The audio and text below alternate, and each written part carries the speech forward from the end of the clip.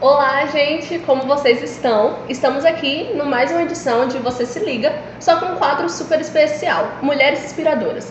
E aí, quantas mulheres cientistas você conhece? Você já pensou ou passou pelo tema da feminilidade dentro do mundo científico? Essa é Maria Letícia, eu sou Raquel, Luísa Santos, e aqui temos a nossa querida socióloga, a doutora Flávia. Nós vamos estar aqui batendo um bate-papo muito interessante sobre a valorização das ciências sociais e as dificuldades impostas na sociedade à mulher, em especial à mulher negra. Primeiro de tudo, bom dia, professora. Obrigada pela sua presença aqui no nosso podcast. A gente queria começar o nosso bate-papo já entrando nessa questão das ciências sociais como um todo, em especial sua valorização. Para a senhora, qual a importância do estudo das ciências sociais na atualidade? Bom, eu começo então esse bate-papo, como vocês estão chamando, né? Agradecendo a Escola SESI, agradecendo ao projeto, a equipe Vikings, pelo convite para que a gente esteja aqui conversando sobre ciências, né? Parece-me que o João foi o idealizador do projeto e também vocês produtoras desse projeto. Eu penso que é muito fundamental fazer esse registro primeiro. Bem, como vocês já me apresentaram aqui, meu nome é Flávia Alessandra de Souza, eu sou uma cientista social, sou uma socióloga, que possivelmente não tenha sido eu que escolhi as ciências sociais, mas acho que as ciências sociais me escolheu. Qual é a importância das ciências sociais, né? Primeiro que ela é uma ciência que se ocupa das relações sociais produzidas na estrutura mesmo da sociedade, né? Eu digo que nós investigamos uma engenharia das relações sociais, das interações sociais, dos grupos sociais, das instituições presentes na sociedade, né? E dentro das ciências sociais, para mim é muito cara a temática das relações raciais, de gênero e de classe, que a gente analisa numa perspectiva que nós chamamos de interseccional. Como é que as opressões socialmente produzidas, culturalmente tecidas, elas vão ter impacto na vida dos indivíduos e dos grupos sociais, né? Então, a atenção dentro dos estudos que eu realizo vai mais para os estudos de raça, gênero e classe, enfim, de estruturantes dessa sociedade. Por que as ciências sociais ela é importante para nós e para a sociedade como um todo? Nós precisamos conhecer os esquemas dessas interações e o que estrutura essas relações e como é que acontece esse tipo de dinâmica que para nós das ciências sociais é muito importante, a relação indivíduo-sociedade. Dentro das ciências sociais, nós temos 3 ciências que são pilares. Então temos a sociologia, que para mim é muito cara, eu costumo dizer que eu sou casada com a sociologia, né? Eu sou casada com ela também. A gente tem a antropologia e a ciência política, né? Todas com foco nas relações sociais. E por que é importante nós nos aproximarmos dessas ciências, né? Elas nos ajudam a entender as dinâmicas, o que somos, o que fomos, o que somos e possivelmente o que nós seremos a partir dessas interações, né? E para mim, as ciências sociais ela traz muito conhecimento de como nós vivemos a partir de posicionalidades na sociedade. Não há neutralidade, né, nessas relações, ou seja, eu sou Flávia Alessandra de Souza, uma mulher preta, negra, que tem uma origem social e que fez uma escolha de ciência por meio dessa posicionalidade ou lugar de fala, como tem sido veiculado, como a gente está mais acostumado a ouvir esse conceito, né? Principalmente da forma que foi veiculado pela nossa filósofa Djamila Ribeiro. Então é isso, as ciências sociais, elas fazem com que a gente tenha o olhar despertado para quem somos nessa sociedade e que não há neutralidade nas nossas relações. Nós temos posicionalidades e a partir disso a gente tem as nossas lutas, as demandas, as mobilizações sociais, as interações, e é a partir, né, dessa conjuntura que nós vamos construindo quem nós somos enquanto pessoas, né? Tem muitas cientistas sociais que eu tenho estudado recentemente. Infelizmente, por uma questão de racismo, de sexismo, de classismo mesmo, né? Elas não têm estado nos currículos, tanto da educação básica, como também na educação chamada superior, né? Então, acredito que vocês estejam passando toda a trajetória escolar de vocês sem escutar determinados nomes, que são nomes caros às ciências sociais e de mulheres de ciência social.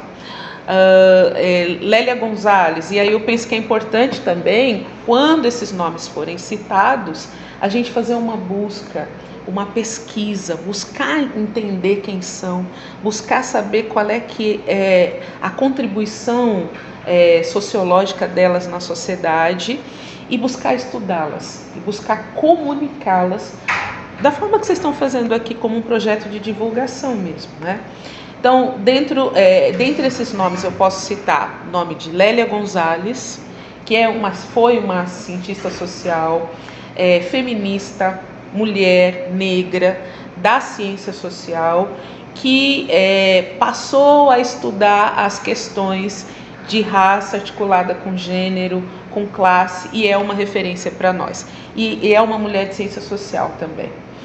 Outra, Luísa Bairros, que também estudou as relações de raça, gênero e classe na sociedade brasileira, também uma mulher feminista negra e que teve um trânsito muito interessante aqui pela Bahia, né? Então, se a gente quiser, e temos que entender essa categoria mulher negra, entendê-la como categoria científica, mas também como categoria nativa, a gente tem que ir a Luísa Bairros. Essas duas já falecidas, mas ainda muito vivas, né, no conhecimento de ciência e de mobilização política, né?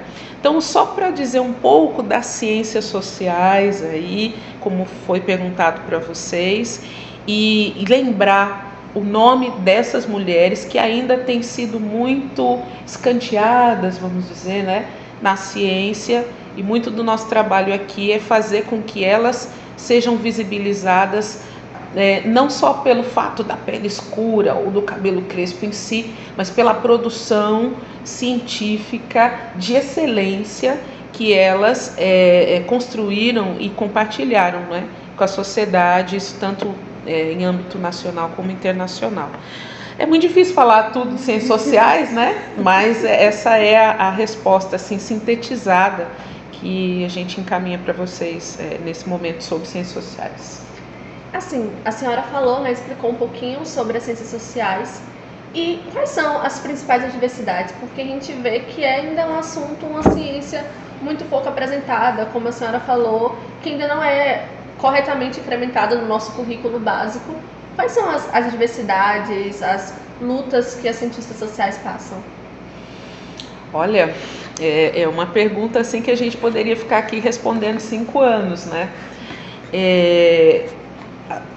Infelizmente, a gente tem uma estrutura de sociedade, e aí eu estou falando em escala mundial, muito marcada pela colonização, por processos de colonização, por processos de escravidão, por processos predatórios do Ocidente com relação ao mundo inteiro, né?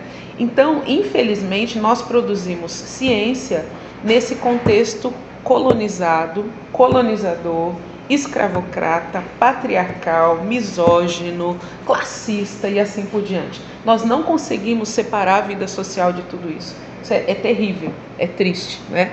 E nós estudamos muito isso nas ciências sociais. E junto com essa forma colonizadora de lidar com o mundo, que é muito própria do Ocidente, muito própria da Europa, que é isso a gente tem que dar o destaque, foram construídos arquétipos de cientistas. Quem é o cientista por excelência? O cientista é um homem branco da Europa, que tem um cabelo num determinado formato, que tem um tom de pele dessa forma. Então esse é o arquétipo de cientista que chegou para nós. Quem diverge desse modelo não é considerado cientista.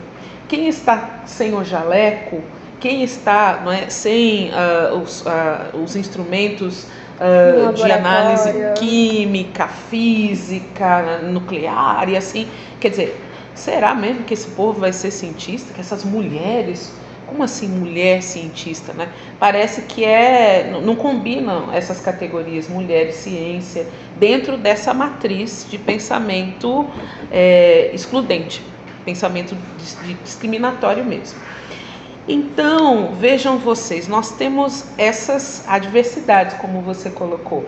Primeiro, entender que mulher é um ser pensante, é um ser que tem racionalidade, é um ser que também tem as emoções como quaisquer seres humanos, né? E que são produtoras de raciocínio científico, de pensamento científico, de ciência, e conseguem fazer pesquisa, e que têm as suas vozes sufocadas, né, por esse sistema de discriminação, que faz com que elas tenham tido acesso aos direitos eleitorais mais tardiamente, que elas tenham tido acesso até a escola de forma diferenciada. E pessoas como nós podem ser cientistas, e mulheres têm que se aproximar da ciência. Mas o que a gente precisa fazer primeiro? Um trabalho de educação científica e de quebra de parâmetros sexistas que vão dizer que os homens estão autorizados a estar nos laboratórios, a dizer o que é conhecimento científico, a dizer os rumos da ciência, enquanto as mulheres têm que estar no máximo servindo aí como se fosse um apêndice para essa produção científica das masculinidades. Tem que quebrar, temos que desconstruir realmente essas ideias, né? E é difícil que as ciências sociais estejam também na educação básica. Houve uma luta muito grande para que a filosofia e a sociologia voltassem para o ensino médio, né, para a educação básica, sempre idas e vindas dessas disciplinas dentro da escola, né? Então sempre teve muita gente lutando para que nós conseguíssemos colocar as ciências sociais, e aí representadas pela sociologia, na educação básica, né? Nada caiu do céu. A gente tem muitas lutas no âmbito cultural para que as ciências sociais estejam aqui. E aí nós mexemos com temas que a sociedade considera polêmicos, né? Então veja, educação para as relações raciais num país que em boa medida não se entende muito bem como racista e ainda insiste em querer se apresentar para o mundo como uma democracia racial. É um tema polêmico, né? Como falar em educação de gênero quando a gente tem um conjunto grande de pessoas dizendo, olha, bom, gênero não, a gente só pode falar em gêneros alimentícios. Gênero não existe, gênero é ideologia, gênero é algo que estão tentando colocar na cabeça da juventude para que ela tenha comportamentos desviados e assim. E nas ciências sociais, na sociologia, a gente estuda gênero como categoria que está presente na estrutura social. Então, são essas lutas, né? E para além disso, imaginem vocês como é mais difícil ainda para as mulheres negras que têm produzido ciência conseguir serem reconhecidas como cientistas e veicular essa ciência que é produzida, uma vez que elas têm que enfrentar e lidar com discriminações estruturais de raça, de gênero, de classe, que se combinam, que se intercruzam.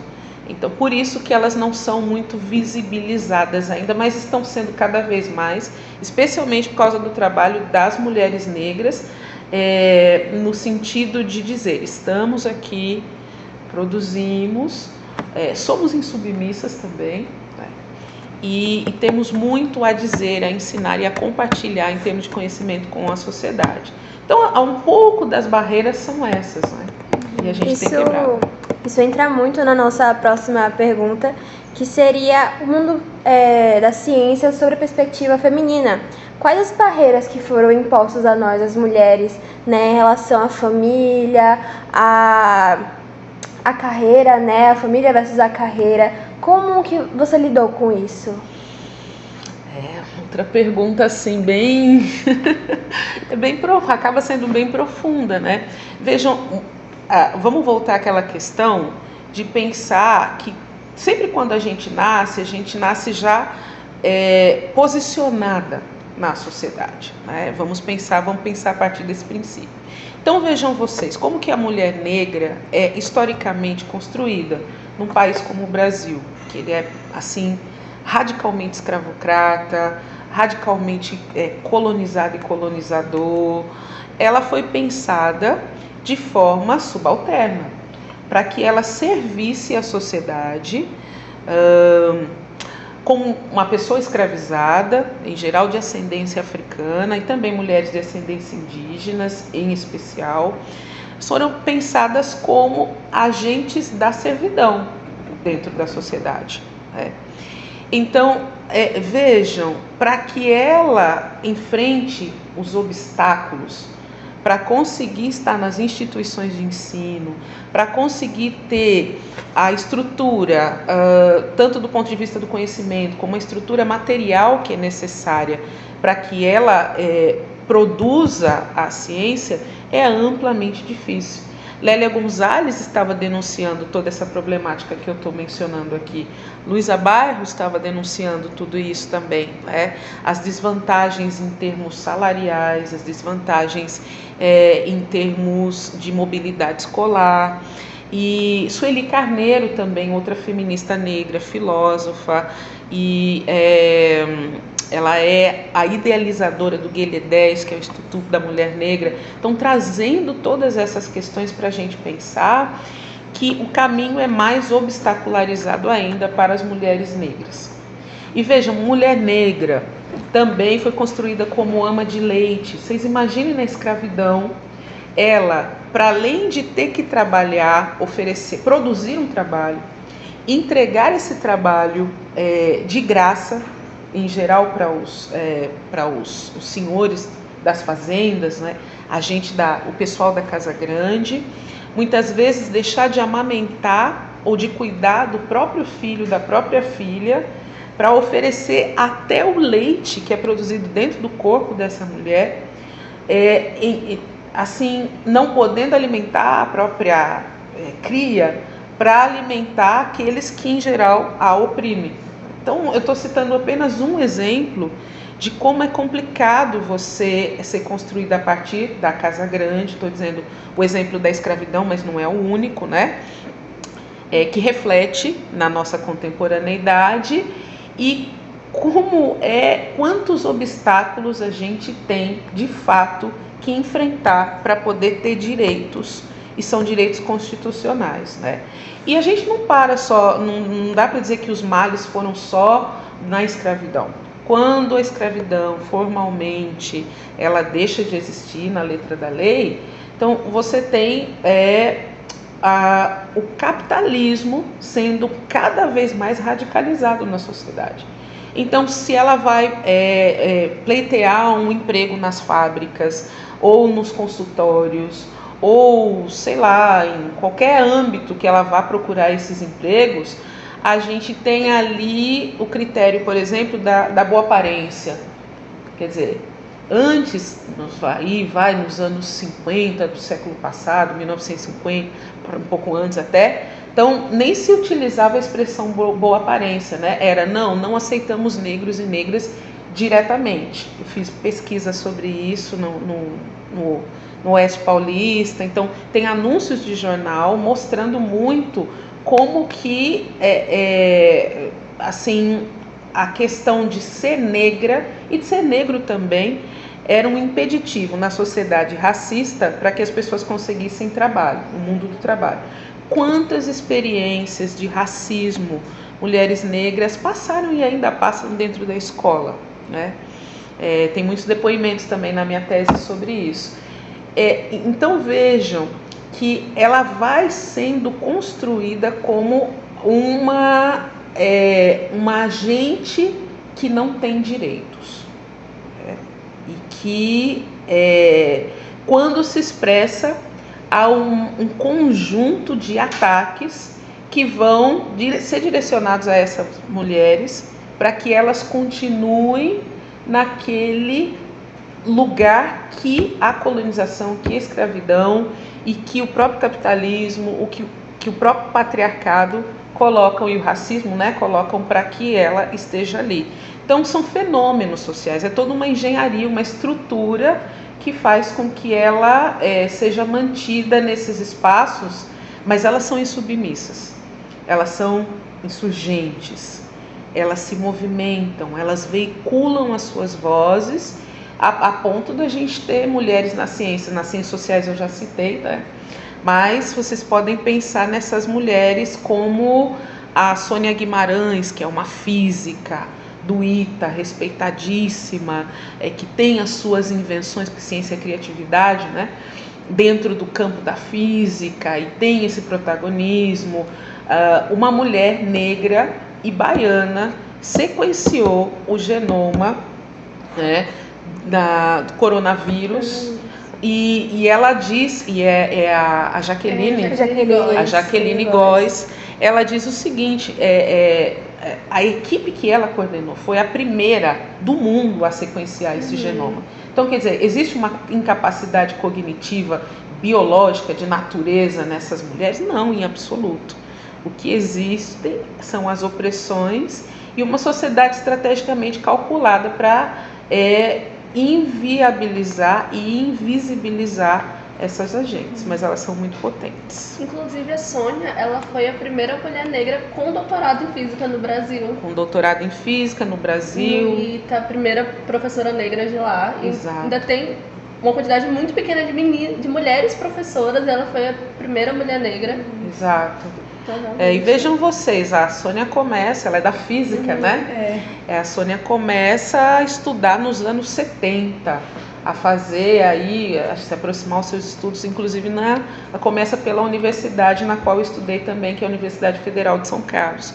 E aí ela encontra muitas dessas barreiras que eu já mencionei aqui, mas não desiste. E para além do fato de ser uma física, de lidar com as questões científicas da física, ela também utiliza a voz dela para denunciar, né, o racismo, o sexismo, a misoginia, e ela multiplica essa forma de conhecimento para além do conhecimento físico, da física em si, né? Então ela utiliza esse lugar de protagonismo dela para essa educação e chama a atenção para o fato que as mulheres têm que estar presentes na ciência.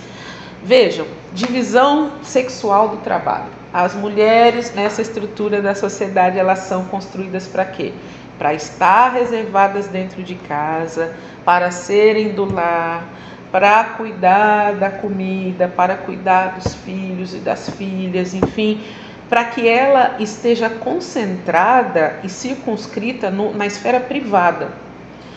A mulher não foi educada para estar na esfera pública e para ter respeito, dignidade e poder. Essa é uma questão, né? Então, quais assim os obstáculos para a gente se tornar cientista? Nós temos que driblar todos esses e com uma parceria também prioritariamente tecida por mulheres. Em favor, sabe? A gente já ouviu aquela história, né? Uma sobe e puxa a outra. Lógico que nós temos as nossas especificidades, a gente tem categorias de mulheres que são ainda mais oprimidas do que as outras, né?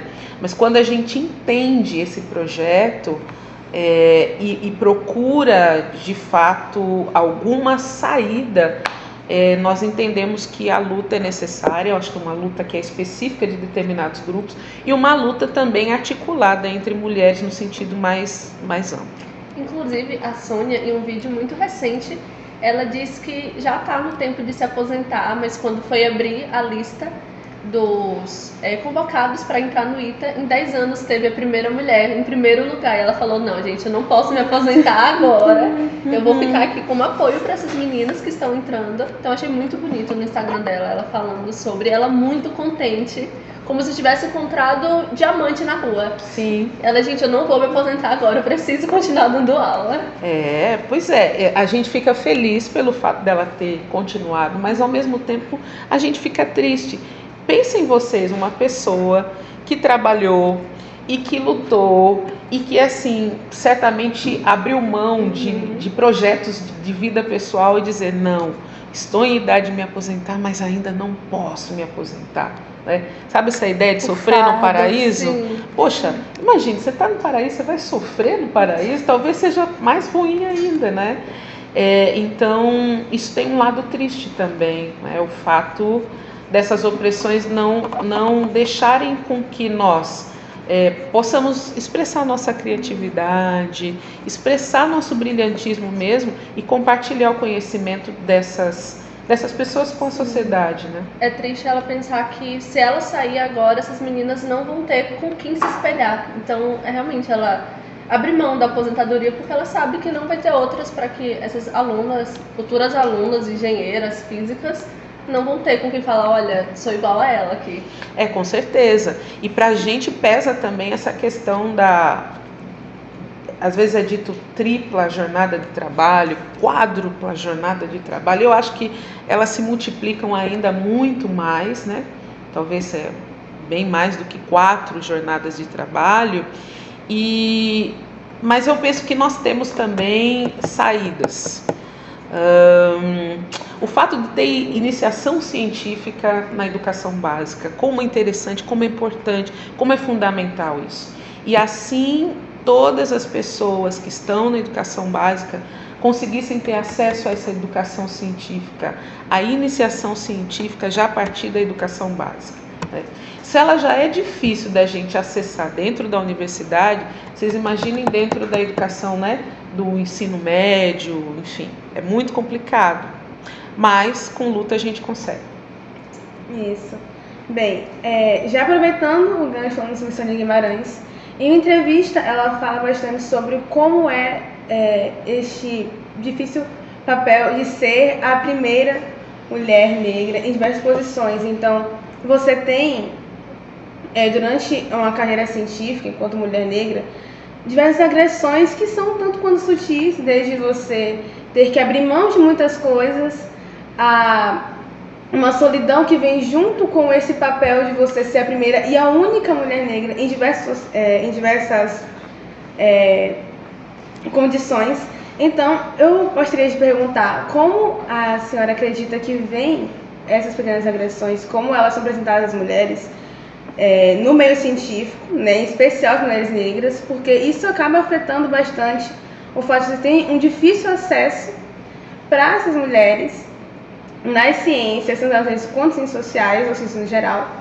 Então, eu gostaria de saber mesmo a sua opinião sobre isso. Uhum. Bom, eu retomo aqui, né, essas mulheres que me antecederam. Olha aqui, Lélia Gonzalez é um grande referencial quanto mulher negra e feminista negra, cujo trabalho é todo voltado para essas questões que você menciona aqui.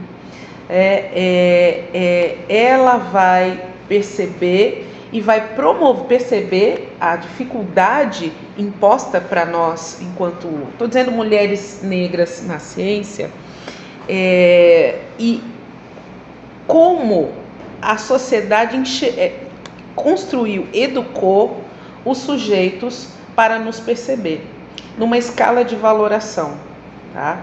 Então, nós temos uma sociedade extremamente hierarquizante. Então, ela hierarquiza tom de pele, ela hierarquiza texturas de cabelo, ela hierarquiza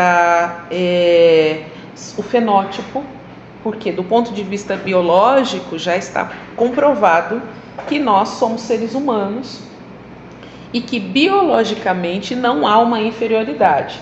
Então, as narrativas racistas, as narrativas também sexistas, por exemplo, um sociólogo que nós estudamos, e não apenas ele, né, Emile Durkheim, tem um estudo dele lá nas regras do método, está dito que o cérebro das mulheres é um cérebro menos potente do que os cérebros masculinos. Então, é a ciência afirmando que nós geneticamente valemos menos por sermos mulheres, afirmando que pessoas negras valem menos, que o cérebro de pessoas negras é comparativamente inferior ao cérebro de pessoas brancas. Então, isso desde a ciência. A gente pegar a ciência no século XIX, construiu mulheres negras, homens negros e pessoas indígenas a partir dessa perspectiva numa escala, né, hierarquizando os seres humanos.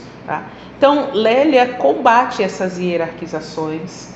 Lélia combate o fato das mulheres, principalmente as mulheres negras, ao desempenharem trabalho no mercado de trabalho, elas receberem menos pelo trabalho que desempenham, menos do que outros grupos sociais. Né?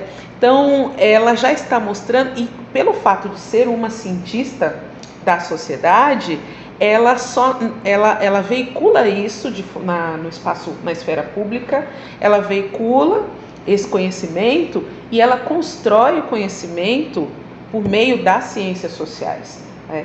Então, aqui eu estou chamando muita atenção para essas cientistas sociais. Também estou mencionando quem é da física, quem é da biologia, quem é da genética, quem é da biomedicina, e chamando atenção para essas mulheres de sociologia, porque elas trazem muito conhecimento para nós sobre a desigualdade. Né?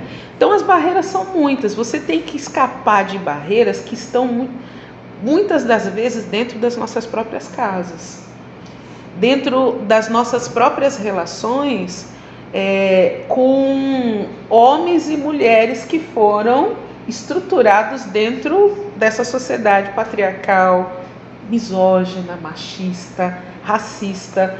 Não é só aquele outro que está lá longe, ou aqueles e aquelas que estavam lá no período da escravidão, ou aquele pessoal que vai estar no futuro. Não, gente do presente, gente do nosso convívio. Nós temos que escapar de vários mecanismos para ter acesso, inclusive, à nossa formação científica. Né? Agora, o que tem funcionado? A articulação entre mulheres.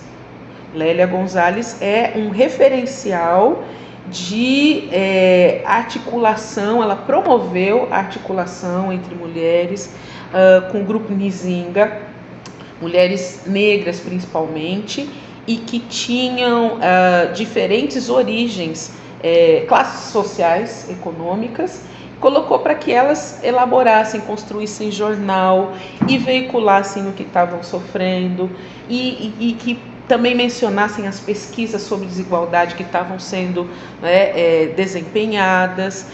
Não é fácil. Agora, que existem caminhos, existem, e eles passam pela nossa mobilização, que é necessariamente uma mobilização política. Ciência é política também, ciência é criatividade. E por esses caminhos é que nós conseguimos nos construir e nos manter como cientistas, né? Tem aquela frase que fala: você pode ser boa, mas não tão boa quanto eles. Quando a senhora falou sobre tudo isso, essa dificuldade do acesso da mulher ao mundo científico, é como se tivesse, ok, a gente liberou para que você possa estar nesse ambiente, mas não vai exagerar, é sempre como se vivesse as sombras dos cientistas homens. Então, realmente, uma luta muito grande envolvendo todo esse cenário. Então, com certeza, porque aí você, diante desses obstáculos, você acaba sendo criada com aquela mentalidade de que tem que ser 10 vezes melhor para você conseguir o mesmo prestígio, a mesma faixa salarial, o mesmo respeito, e que a gente sabe que muitas vezes não são os mesmos, né? E isso desgasta, desgasta as pessoas, desgasta as mulheres, mas elas não desistem, né? Tem também a questão da maternidade, né? A maternidade como assim, um projeto que a sociedade fez com que nós entendêssemos que fosse algo de responsabilidade única e exclusivamente das mulheres, né? Então, quantas companheiras, quantas mulheres, elas muitas vezes abdicam de fazer a sua graduação, o seu mestrado, o seu doutorado, oferecem todo o suporte para os companheiros estarem fazendo aí, né, seguindo a sua trajetória acadêmica. Então, quantas vezes também nós temos menos mulheres com as bolsas de maior prestígio dentro das instituições, por exemplo, bolsa de produtividade acadêmica. É muito mais provável que um homem, e um homem branco, tenha acesso a esse tipo de financiamento, né, de pesquisa, do que mulheres. Mas com a articulação política a gente tem conseguido avanços significativos em termos de acesso de mulheres e meninas à ciência. Tem a questão das datas, né? Recentemente foi instituída uma data que celebra as mulheres, meninas e mulheres cientistas. Foi estabelecida essa data pela ONU, acho que em 2015, muito recentemente, né? E a gente não está nem um pouquinho disposta a sucumbir. Tem Elza Soares, nossa Elza Soares, que diz: eu não vou sucumbir. Então, de fato, nos nutre nessa luta toda aí. Então, a gente queria dar só mais um tópico, que seria em relação à sabedoria ancestral das mulheres. Como que nós podemos valorizar essa sabedoria ancestral? Olha, é isso, o conceito de ancestralidade é bem complexo, bem bonito, bem cativante também, se a gente presta bem atenção nele, né? O que é ancestral? Ancestral, podemos pensar na ancestralidade do ponto de vista do conhecimento, do ponto de vista de culturas negras, que a ancestralidade para nós, ela vem sempre muito estruturada no axé, na energia vital, no ubuntu, no fazer, que o fazer é sempre coletivo. Nós somos porque somos no conjunto, né? E ancestralidade é uma conexão, antes de mais nada, uma conexão do passado com o presente com o futuro. A gente não pode cair na armadilha de pensar a ancestralidade como aquilo que ficou no passado, que é página virada e que não tem conexão com o presente. Onde que a gente observa a ancestralidade? A ancestralidade está na física, nas moléculas, que sem moléculas anteriores não haveriam, assim, moléculas desse presente que vão, desembocar em algo no futuro. Do ponto de vista genético, a ancestralidade está presente, quer dizer, vocês sabem explicar muito melhor do que eu essa relação da biologia com a genética, que é algo que nos antecede, que é o passado presente na gente e que se desdobra também no futuro, né? E ouvir a essas mais velhas e esses mais velhos, e o conhecimento científico construído no Ocidente, especialmente por meio das universidades, respeitar esse saber fazer das nossas matriarcas, que estão ali desde sempre, em contato com a terra, em contato com as ervas, com as plantas, com os rios, e sabem as propriedades dessas ervas, dessas plantas, e explicam e comunicam esse conhecimento que é ancestral, mas ancestral no sentido que tem desdobramentos passado, presente e futuro, né? E não, lançar por terra esse tipo de conhecimento. A possibilidade, tem que haver um diálogo equilibrado entre essa forma de conhecimento que é mais ancestral, que é mais comunitário, com o conhecimento que se produz dentro da universidade, que se produz dentro da escola, por exemplo. Então, à medida que a gente vai procurando esses diálogos, essas interações, eu penso que a ciência ela tende a crescer de forma respeitosa.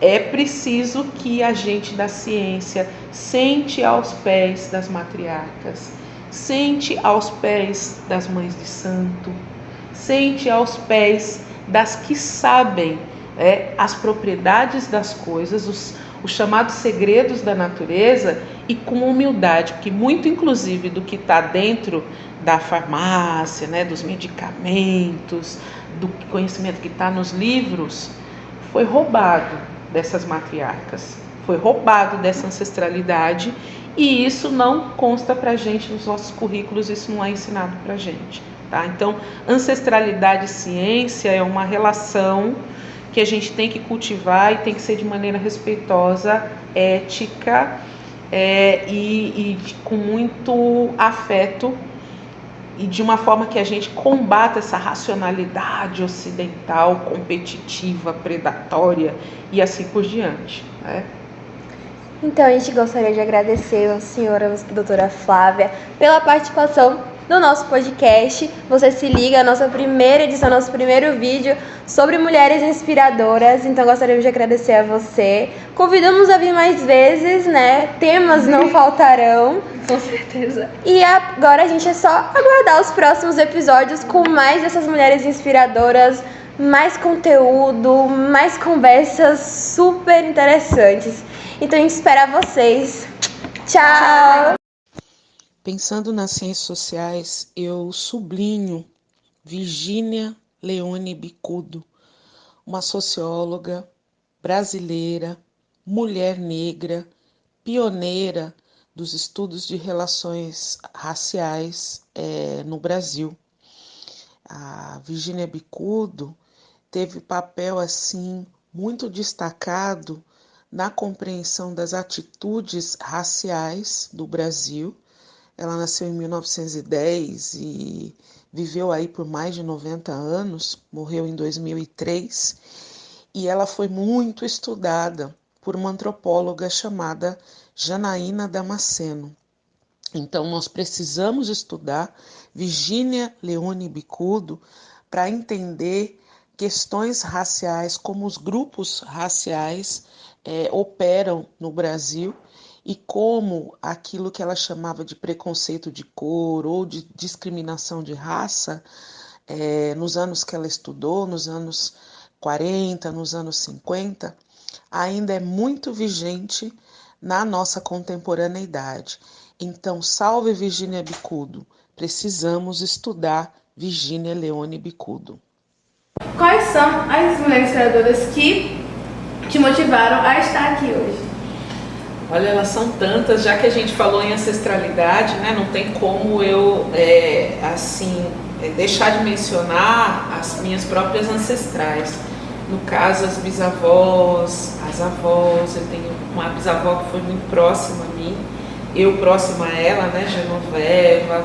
Tem a minha avó Severina, minha avó Ibrahina, tem a minha mãe Sônia, que me inspiraram e que teceram tramas que favoreceram os meus estudos, e os resultados que eu compartilho com as pessoas e com elas próprias e em memória delas próprias. No caso, a bisavó em memória, as avós em memória e a minha mãe Sônia, que está viva e que me ofereceu essa régua e compasso também para estar aqui. E há uma mulher inspiradora por meio da qual eu menciono essa mulher, eu faço referência a todas elas, que é a professora Raquel de Oliveira, é uma educadora, também doutora na área de educação, e que é hoje professora na Universidade Estadual de Santa Cruz, e ensina muito sobre relações raciais e o racismo, como ele é enfrentado na infância, e nos traz muito conhecimento sobre relações raciais. Então, na pessoa da professora Raquel de Oliveira, eu faço a minha homenagem às mulheres negras de educação, de cientista da UESC, e às mulheres como um todo também da Universidade Estadual de Santa Cruz. Minhas filhas também, Isidara, cientistas, que também têm esse legado aí, têm um comprometimento com a ciência.